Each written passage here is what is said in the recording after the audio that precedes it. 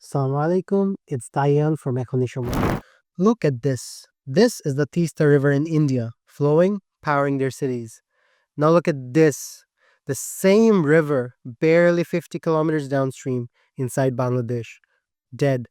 A graveyard of cracked art and broken promises.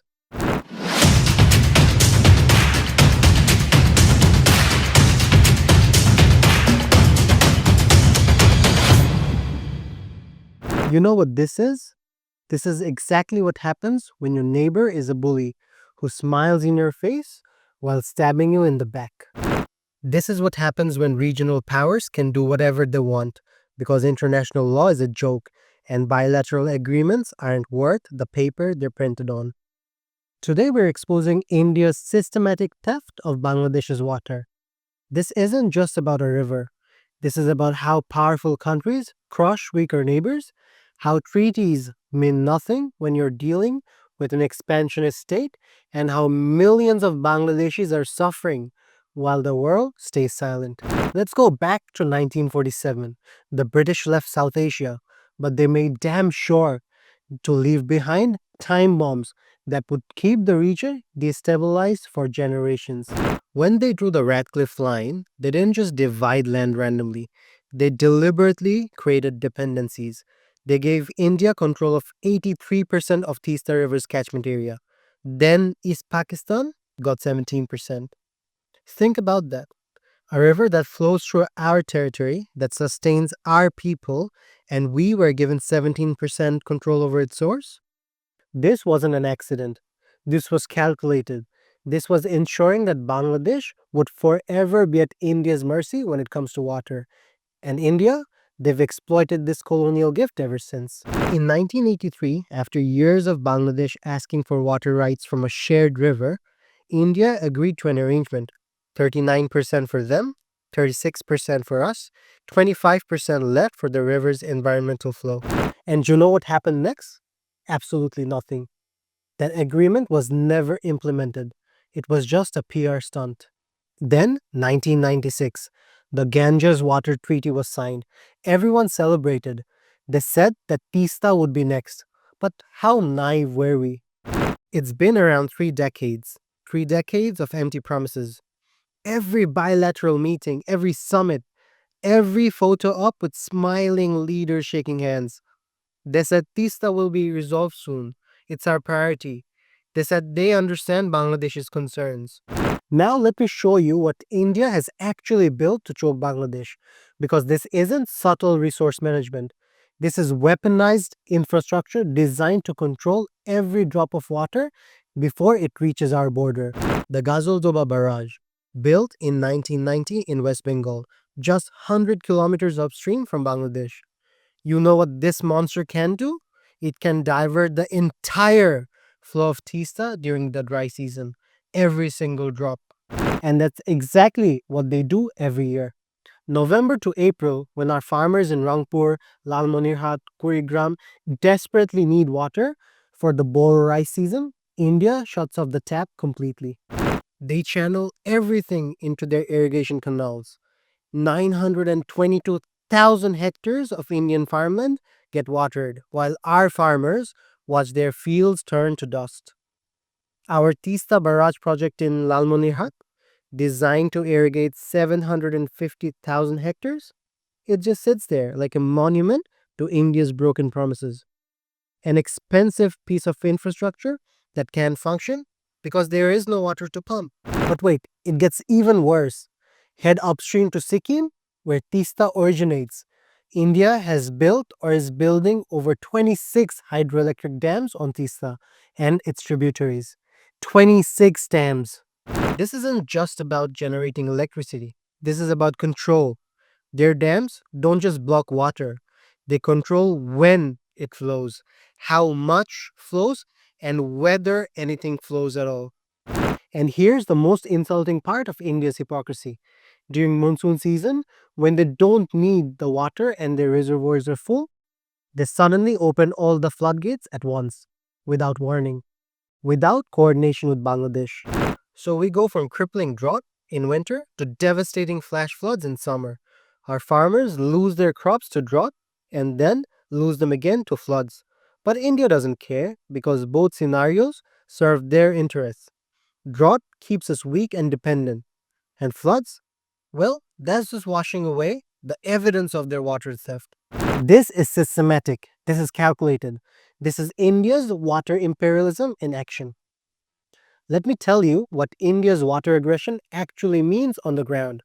Forget the diplomatic language and statistics for a moment. Let me tell you about real people. Over 7 million Bangladeshis in 5 northern districts directly depend on Teesta. During the dry season, when we should be getting about 3,500 to 4,000 cusics, according to even the failed 1983 agreement, you know what we actually get? Sometimes as low as 1,000, one fourth of what was promised. Here's what it looks like in reality. Farmers who've worked the same land for generations can't grow crops anymore.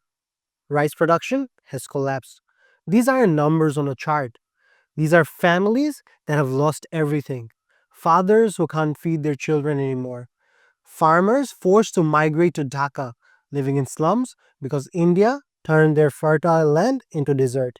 Groundwater tables have dropped catastrophically because when surface water disappears, people dig deeper wells.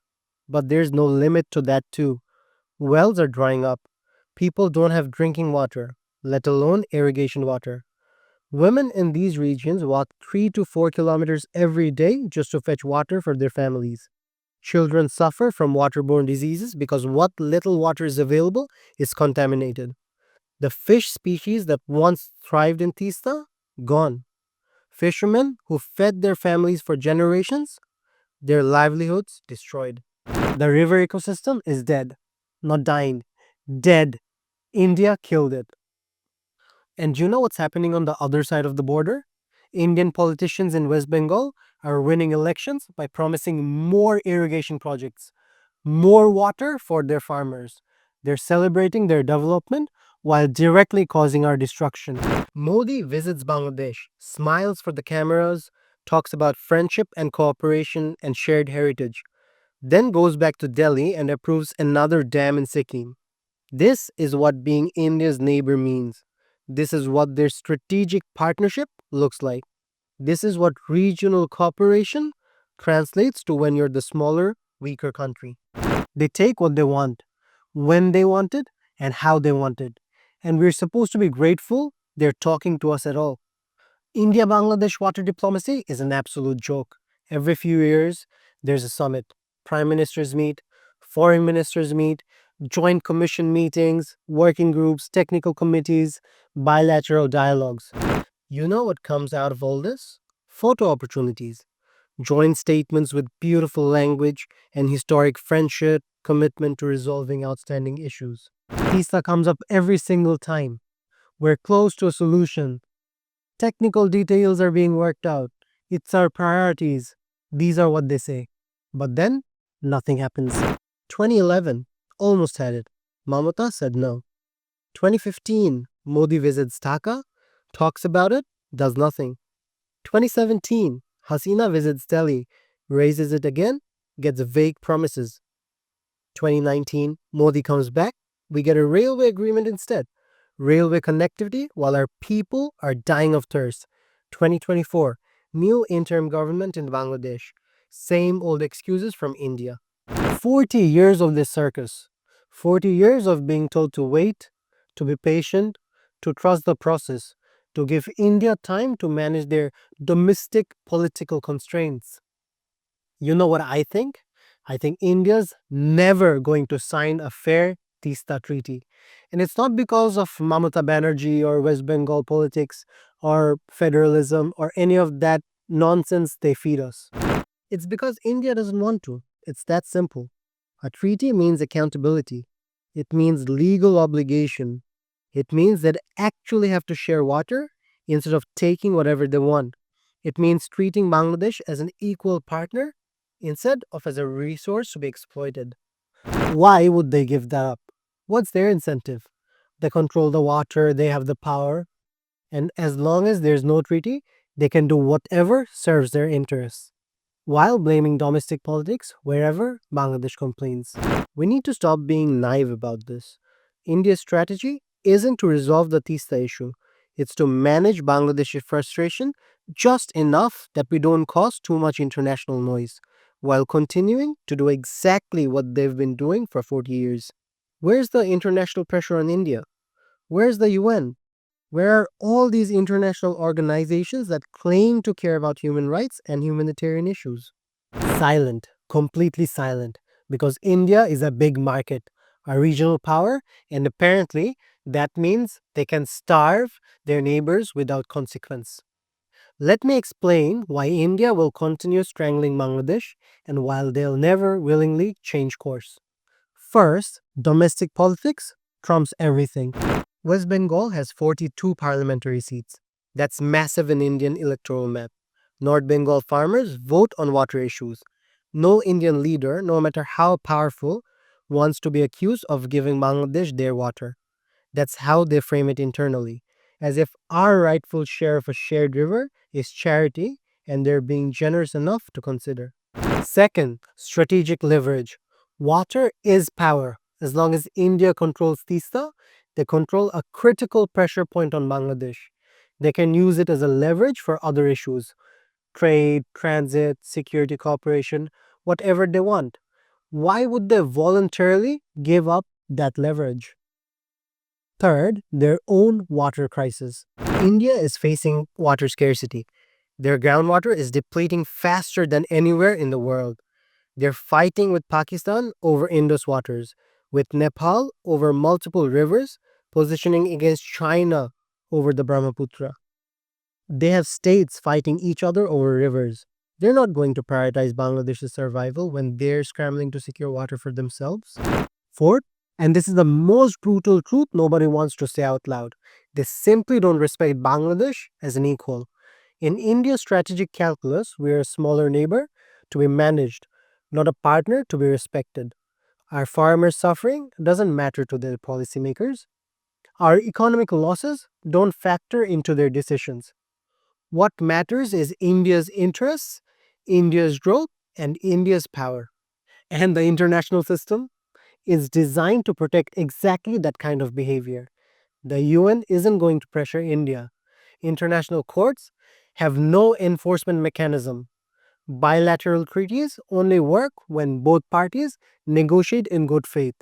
And India has shown us repeatedly they have no interest in good faith. This is the world order we live in. Big countries do what they want. Small countries suffer what they must.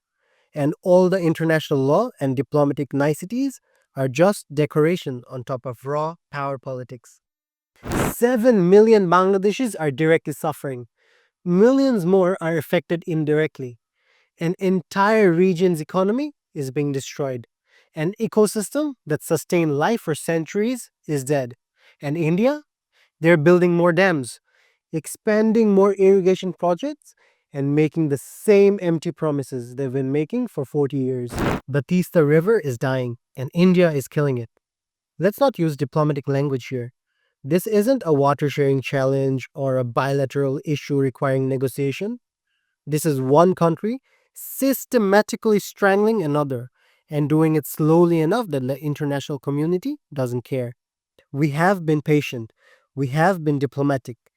We've been understanding of their domestic political constraints and their federal structural challenges, and every other excuse they've fed us. That patience has gotten us nothing. That diplomacy has achieved nothing. That understanding has been exploited as a weakness. It's time for Bangladesh to stop asking permission to access our own rightful water. It's time to stop treating India's aggression as something that can be resolved through gentle persuasion. It's time to recognize that we're dealing with a regional power that respects only strength and sees our politeness as an invitation to take more. The question isn't whether India will change. They won't, not willingly. The question is whether Bangladesh will finally stand up and fight for what's rightfully ours. Now, if this makes you angry, that's good. You should be angry.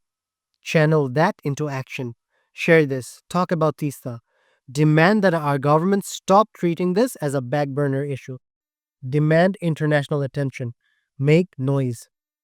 Because if we stay silent, if we stay passive, if we keep hoping India will suddenly develop a conscience, our people will keep suffering, our land will keep dying, and our country will keep being treated as India's resource to be exploited.